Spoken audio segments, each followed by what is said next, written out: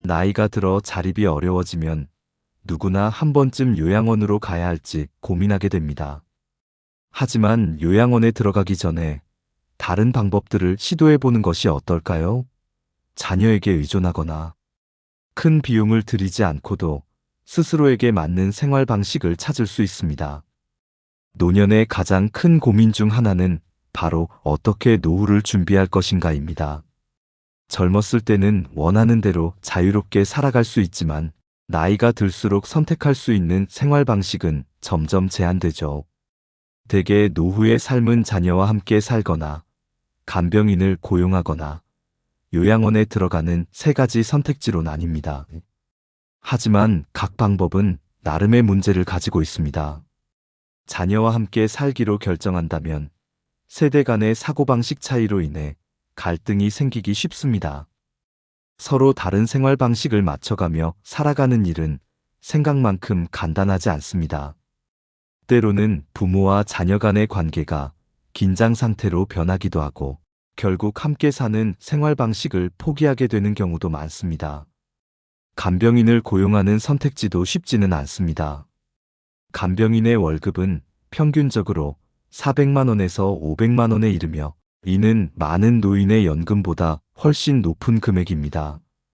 경제적으로 여유가 없는 노인들에게는 감당하기 힘든 선택입니다. 요양원에 들어가는 것은 또 다른 문제를 동반합니다. 요양원의 비용은 상대적으로 낮을 수 있지만 집단 생활의 규율에 적응해야 하는 어려움이 뒤따릅니다. 정해진 시간에 식사하고 잠을 자야 하는 등 규칙적인 생활 방식은 자유로운 생활을 선호하는 사람들에게는 큰 제약으로 느껴질 수 있습니다. 또한 집단 생활 속에서 다른 사람들과의 갈등이 발생할 가능성도 배제할 수 없습니다. 오늘은 70세 박할아버지의 이야기를 통해 이런 문제들을 살펴보려 합니다. 박할아버지는 자녀와 함께 사는 삶, 간병인을 고용하는 삶, 요양원에 들어가는 삶까지 모두 경험해 본 끝에 스스로에게 맞는 새로운 생활 방식을 찾으셨습니다. 지금까지도 그 방식으로 삶을 이어가고 있죠. 그는 말합니다. 나는 올해 70세입니다. 75세에 세상을 떠난 아내와 함께했던 기억이 여전히 큰 위안이 됩니다. 우리가 함께였을 때는 노후 문제에 대해 고민해 본 적이 없었어요. 우리는 항상 서로를 의지하며 살았고 서로 병이 나면 정성껏 돌봐주었습니다. 병원을 함께 다니는 일조차 힘들게 느껴지지 않았으니까요. 하지만 아내가 세상을 떠난 후 상황은 완전히 달라졌습니다. 병원을 가는 일조차 혼자서는 어려워졌고 집안일은 물론 일상생활에도 점점 더 큰 부담이 느껴졌습니다. 홀로 남겨진 삶은 예전과는 전혀 다른 모습이었습니다. 결국 나는 내 삶을 스스로 지탱할 방법을 찾아야 했어요. 그 과정에서 박할아버지는 중요한 깨달음을 얻었습니다. 삶의 마지막 장은 내가 직접 써 내려가야 한다는 걸 깨달았습니다. 한 번은 시장에 가던 중 발을 헛디뎌 크게 넘어졌고 그 일로 병원에 입원하게 되었습니다. 의사는 최소 6개월 동안 안정이 필요하다고 했습니다. 자녀들은 자신들 집을 돌아가며 생활하자고 제안했습니다. 아들과 딸의 배려로 이루어진 결정이었지만 자녀들의 집에서 지내는 동안 그는 외부인이 된 것 같은 느낌을 떨칠 수 없었다고 합니다. 부모의 집은 언제나 자녀들의 집이 될 수 있지만 자녀들의 집은 결코 부모의 집이 될 수 없다는 말을 그때야 깊이 체감했습니다. 자녀들은 식사 때마다 할아버지에게 방에서 혼자 식사하라고 권했습니다. 그는 자녀들이 나를 불편하게 여긴다는 걸 그때 깨달았다며 자녀들이 나이 든 자신을 불결하게 생각하고 귀찮아한다고 느꼈다고 합니다. 6개월 후 몸이 조금 회복되자마자 박할아버지는 서둘러 자신의 집으로 돌아왔습니다. 그러나 다리를 다친 후유증은 남아 있었습니다. 가까운 시장에 가는 것조차 큰일이 되었고 결국 간병인을 고용하게 되었죠. 하지만 간병인의 월급은 연금을 초과하는 금액이었고 자녀들이 매달 일부를 지원해주지 않았다면 그마저도 유지할 수 없는 상황이었습니다. 게다가 간병인들도 오래 머물지 못했습니다. 박할아버지의 집은 간소한 생활 방식 때문에 간병인들에게 만족스러운 환경이 아니었기 때문입니다. 한 간병인은 식사가 마치 토끼 먹이 같다고 불만을 터뜨리며 떠났습니다. 간병인 소개소조차도 더 이상 적합한 사람을 보내기 어려워했죠. 결국 박할아버지는 요양원으로 들어가게 되었습니다. 비용을 감당할 수 있는 저렴한 요양원이었지만 집단 생활에 적응하기 어려웠습니다. 그는 한 달 만에 요양원을 떠나 다시 집으로 돌아왔습니다. 이후 그는 독거 생활을 시작했지만 운 좋게도 온라인 장보기 서비스를 통해 새로운 활로를 찾았습니다. 그는 딸에게 매일 온라인으로 장을 봐달라고 부탁했고 아파트 단지에 작은 마트를 운영하는 젊은 부부와 친분을 쌓게 되었습니다. 박할아버지는 그 부부에게 제안했습니다. 매일 잠깐씩 와서 빨래와 집 정리를 해주고 간단한 두 끼 식사를 준비해주면 매달 50만 원을 드리겠습니다. 그렇게 시작된 생활은 점차 안정되고 그는 경제적 부담을 줄이며 편안한 노후를 보낼 수 있게 되었습니다. 박할아버지와 마트 부부의 새로운 생활은 서로에게 유익한 방식으로 자리 잡았습니다.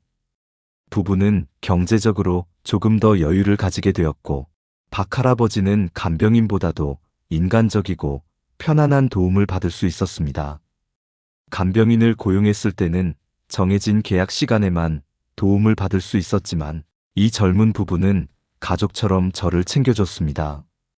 매일 정성스럽게 식사를 준비해주고 집안 구석구석을 청소해주는 모습에서 따뜻함을 느꼈습니다. 부부의 도움 덕분에 박할아버지는 집을 떠나 요양원으로 가야 할까 봐 두려워했던 마음을 내려놓을 수 있었습니다. 그는 매달 50만 원이라는 비교적 적은 비용으로도 삶의 질을 크게 개선할 수 있었습니다.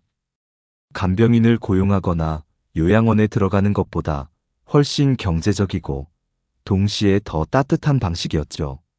시간이 지나면서 박할아버지와 젊은 부부는 서로에게 가족 같은 존재로 자리 잡았습니다. 부부는 할아버지를 친아버지처럼 대하며 돌보았고 박할아버지는 부부를 친자식처럼 아끼며 작은 경제적 도움으로 그들의 삶에 기여할 수 있어 기뻤습니다. 제가 경제적으로 여유가 많지는 않았지만 그들에게 매달 보너스를 조금씩 줄 수 있었어요. 1년 정도 지나고 나서는 500만 원의 보너스를 드리겠다고 약속했습니다. 이 돈은 저에게도 큰 금액이었지만 그들이 제 삶에 준 따뜻함에 대한 감사의 표현이었습니다. 이렇게 서로를 돕고 살아가는 방식은 박할아버지의 노후를 평온하고 안정되게 만들어 주었습니다. 그는 간병인을 고용하거나 요양원에 가지 않고도 충분히 만족스러운 삶을 이어갈 수 있었습니다. 박할아버지는 이렇게 말합니다. 노후 생활에는 정답이 없습니다. 누구나 자신의 상황에 맞는 길을 찾아야 하죠. 저처럼 돈이 많지 않아도 새로운 방법을 모색하고 용기를 낸다면 의외로 좋은 해결책을 찾을 수 있을 겁니다. 제가 한 작은 선택이 이렇게 큰 변화를 가져올 줄은 저도 몰랐습니다. 이 이야기는 노후를 준비하는 데 있어 정해진 틀에 얽매일 필요가 없음을 깨닫게 해줍니다. 경제적인 여건과 개인의 필요에 따라 다양한 방식으로 노년을 설계할 수 있습니다. 삶을 편안하고 즐겁게 만드는 것이야말로 모든 노후의 궁극적인 목표가 아닐까요? 다음으로는 김할아버지의 이야기를 소개하려 합니다. 김할아버지는 80이 넘어 자립 능력을 잃고 경제적인 어려움에 처했지만 생애의 마지막 시간을 의미 있고 평화롭게 보내기 위해 스스로 해결책을 찾아냈습니다.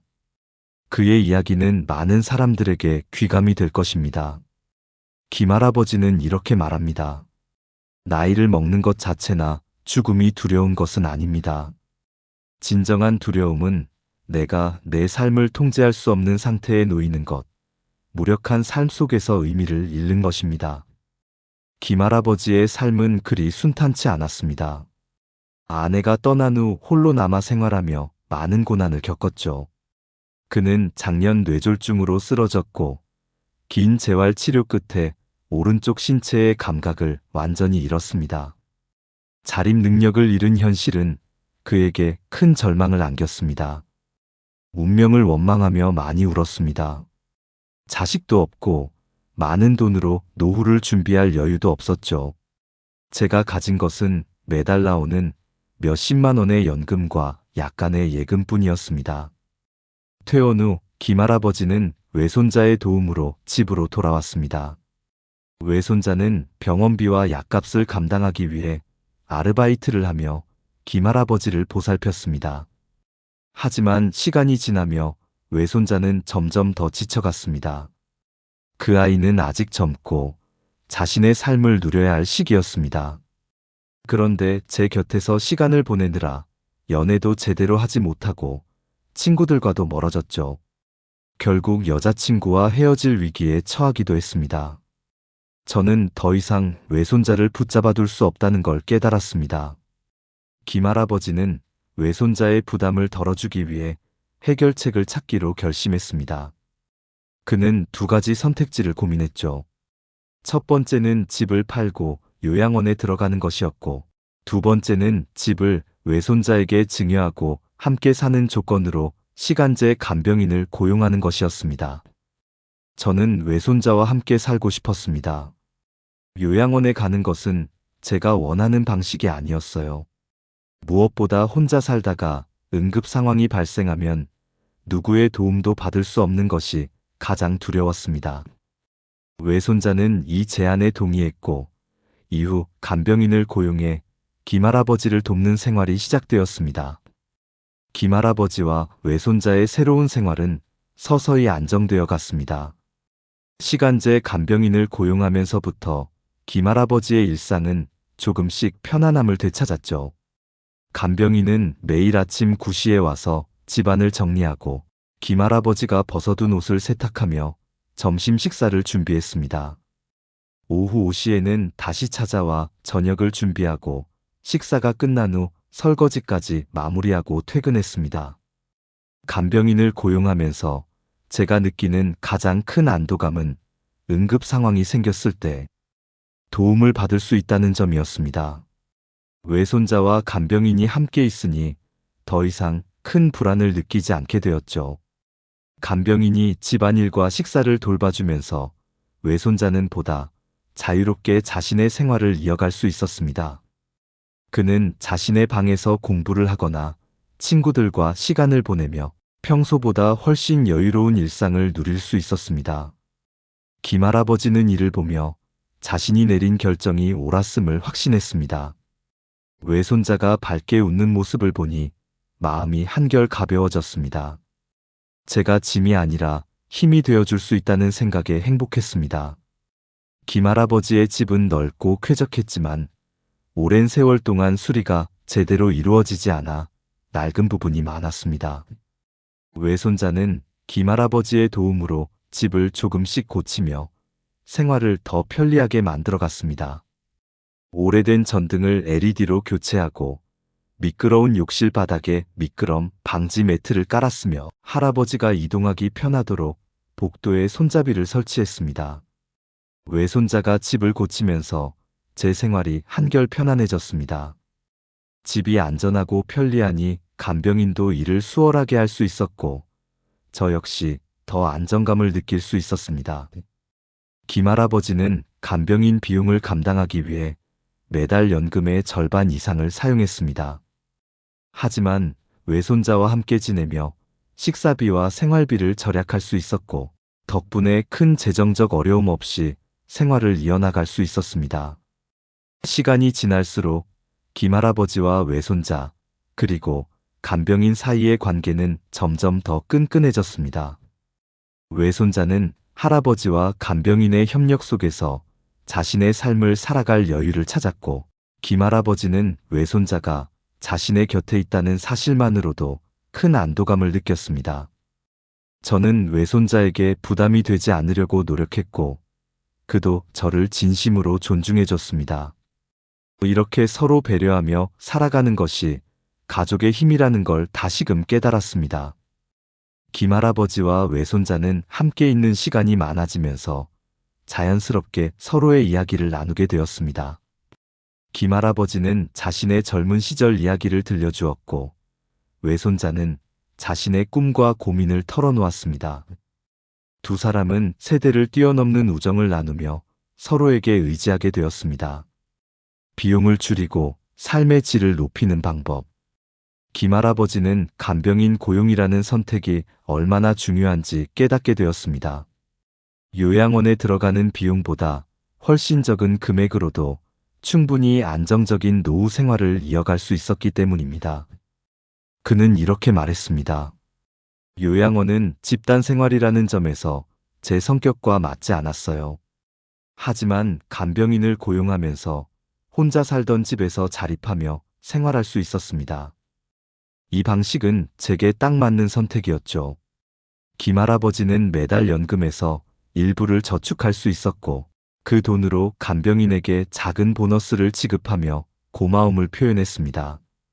간병인 역시 그 보답에 감동하며 성실하고 따뜻하게 김할아버지를 돌봤습니다. 돈이 많지 않아도 방법을 잘 찾아내면 충분히 안정적이고 행복한 노후를 보낼 수 있습니다. 저는 제 상황에 맞는 최선의 선택을 했고, 그 덕분에 지금 이렇게 만족스러운 삶을 살고 있습니다. 김할아버지의 이야기는 노후를 준비하며 중요한 메시지를 전해줍니다. 누구나 노년에 경제적 어려움이나 건강 문제를 마주할 수 있습니다. 하지만 그 상황 속에서도 새로운 해결책을 찾고 적극적으로 방법을 모색한다면 보다 나은 삶을 만들어갈 수 있다는 것을 그는 보여줬습니다. 노후 생활은 정답이 없습니다. 사람마다 처한 상황이 다르기 때문이죠. 중요한 것은 스스로를 잘 돌아보고 자신에게 맞는 방식을 찾아내는 겁니다. 김할아버지와 박할아버지의 이야기는 우리에게 공통된 메시지를 던집니다. 노후는 모든 이가 반드시 맞이해야 할 시간이며, 그 시간을 어떻게 준비하느냐에 따라 삶의 질이 크게 달라질 수 있다는 점입니다. 두 분 모두 자립 능력을 잃은 상황에서도 자신의 상황에 맞는 현실적이고 창의적인 방법을 찾아내어 삶을 안정적으로 만들어갔습니다. 이는 단순히 돈이 많고 적음을 떠나 자신이 처한 현실을 냉철히 이해하고 그 안에서 최선의 결정을 내린 결과였습니다. 노후를 준비하며 자주 마주하게 되는 질문은 자녀에게 의존할 것인가? 간병인을 고용할 것인가? 요양원에 갈 것인가? 라는 세 가지 선택지입니다. 하지만 이 외에도 더 다양한 길이 존재한다는 것을 두 할아버지의 이야기가 잘 보여줍니다. 노후를 자녀와 함께 보내려는 많은 부모님들이 있지만, 이는 자녀와 부모 모두에게 큰 부담이 될 수 있습니다. 세대 간의 차이로 갈등이 생기기 쉽고, 그로 인해 관계가 악화될 가능성이 높습니다. 특히 자녀들이 직장과 가정생활에 치여 부모를 돌보는데 충분한 시간을 할애할 수 없을 경우, 부모님은 자신이 짐이 되었다고 느끼며 큰 심리적 고통을 겪게 됩니다. 박할아버지의 경우처럼 자녀의 집에서 생활하며 스스로를 외부인으로 느끼는 상황은 결코 드문 일이 아닙니다. 이는 자녀들 역시 부모님과의 생활이 불편하다는 것을 느끼게 하고 결국 양측 모두에게 부정적인 영향을 미칩니다. 간병인 고용, 적절한 대안이 될 수 있다. 간병인을 고용하는 방식은 경제적으로 여유가 있다면 매우 효과적인 방법이 될 수 있습니다. 박할아버지와 김할아버지 모두 간병인을 고용하며 생활의 질을 크게 높일 수 있었습니다. 물론 간병인 고용에는 일정한 비용이 들지만 시간제 간병인이나 단순한 가사 지원을 통해 비용을 절감할 수 있는 방법도 존재합니다. 특히 김할아버지처럼 시간제 간병인을 고용해 최소한의 도움만 받는 방식은 큰 경제적 부담 없이도 안정적인 삶을 유지할 수 있는 방법이었습니다. 그는 간병인이 제공하는 실질적인 도움뿐만 아니라 자신 곁에 사람이 있다는 심리적인 안정감을 통해 더 평온한 노후를 보낼 수 있었습니다. 요양원은 간병이 필요한 노인들에게 적합한 선택이 될 수 있지만 집단 생활에 적응하기 어려운 사람들에게는 부적합할 수 있습니다. 박 할아버지는 요양원 생활에서 자신의 자유가 크게 제한된다고 느꼈고 결국 한 달 만에 그곳을 떠났습니다. 요양원의 군대식 생활 방식과 다른 사람들과의 갈등. 가능성은 자유롭고 독립적인 성향을 가진 사람들에게는 큰 제약으로 작용할 수 있습니다. 하지만 경제적 여건이 충분하지 않거나 자립 능력을 완전히 상실한 경우 요양원은 가장 현실적인 선택이 될 수 있습니다. 따라서 자신의 성향과 필요를 잘 이해한 뒤 요양원이 정말로 적합한 선택인지 신중히 검토하는 것이 중요합니다. 두 할아버지의 이야기가 보여주는 또 다른 중요한 교훈은 노후의 본질이 결국 자신을 아끼고 돌보는 데 있다는 점입니다. 경제적 여유가 많든 적든 자신의 건강과 마음을 챙기며 스스로를 존중하는 태도는 노년의 삶을 더욱 풍요롭고 안정적으로 만들어줍니다. 자녀가 효를 다하든 아니든 노인은 언제나 자신을 위한 대비책을 마련해 두어야 한다는 김할아버지의 말처럼 자신의 삶을 스스로 책임질 준비를 하는 것이야말로 진정한 노후 준비라 할 수 있습니다. 이는 단순히 경제적인 준비를 넘어 자신의 정서적 안정과 삶의 의미를 찾는 데까지 포함됩니다. 노후를 위한 실질적인 팁. 비상금을 마련하라. 노후에는 예상치 못한 비용이 들 수 있습니다. 큰 금액이 아니더라도 긴급 상황에서 사용할 수 있는 비상금을 마련해 두는 것이 중요합니다. 이는 자녀와의 갈등을 줄이고 스스로의 선택지를 늘릴 수 있는 방법입니다. 사회적 관계를 유지하라. 혼자 생활하게 될 경우 외부와 단절되지 않도록 노력해야 합니다. 김할아버지가 젊은 부부와 맺은 관계처럼 지역사회나 이웃과의 관계를 통해 정서적인 안정을 찾을 수 있습니다. 시간제 간병인을 활용하라. 완전한 간병인을 고용하기 어려운 경우 시간제 간병인이나 가사 지원 서비스를 적극 활용해 보세요. 이는 경제적 부담을 줄이면서도 필요한 도움을 받을 수 있는 현실적인 방법입니다. 온라인 서비스를 이용하라. 박 할아버지가 온라인 장보기 서비스를 이용했던 것처럼 기술을 적극적으로 활용하는 것도 큰 도움이 됩니다. 이는 거동이 불편한 상황에서도 스스로를 돌볼 수 있는 중요한 수단이 될 수 있습니다. 노후는 누구에게나 피할 수 없는 시간입니다. 그러나 그 시간을 어떻게 살아갈지는 우리의 선택에 달려 있습니다. 정해진 틀에 갇히지 않고 스스로에게 맞는 방법을 찾아내려는 작은 용기가 노후를 더욱 빛나게 만들어줄 것입니다. 노후 생활을 설계하는 데는 다양한 방법이 있습니다. 자신의 상황에 맞는 길을 찾고 그 길을 걸어가는 것이야말로 진정으로 의미 있는 삶을 만드는 지름길이 아닐까요? 오늘 이야기는 여기까지입니다. 긴 영상 봐주셔서 감사합니다. 여러분의 노후 준비에 작은 도움이 되었기를 바랍니다. 구독과 좋아요는 큰 힘이 됩니다. 다음에도 따뜻한 이야기로 찾아뵙겠습니다. 감사합니다.